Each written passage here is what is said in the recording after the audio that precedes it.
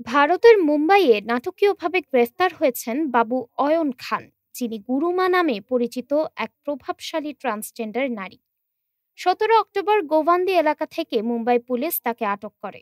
অভিযোগ, তিনি আসলে বাংলাদেশি নাগরিক, যিনি ভুয়া আধার ও প্যান কার্ড তৈরি করে 2 দশকেরও বেশি সময় ধরে অবৈধভাবে মুম্বাইয়ে রাজত্ব গড়ে তুলেছিলেন।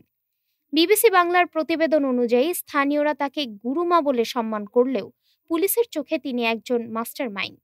মানব পাচার, জাল নথি বানানো ও অর্থ আদায়ের অভিযোগে অভিযুক্ত।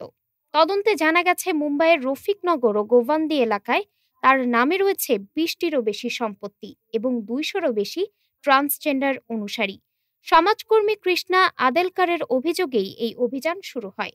তিনি দাবি করেন, গুরুমা এবং কিন্নর মা সংগঠন বাংলাদেশ থেকে আসা ট্রান্সজেন্ডারদের অবৈধভাবে আশ্রয় দিয়ে মাদক ও মানব পাচারের জাল ছড়িয়েছে। অন্যদিকে ট্রান্সজেন্ডার সম্প্রদায়ের সদস্যরা অভিযোগ অস্বীকার করে বলেন, এটি তাদের মানহানি ও ভয় দেখানোর প্রচেষ্টা। এ ঘটনায় আত্মহত্যার চেষ্টাও করেন কয়েকজন সদস্য।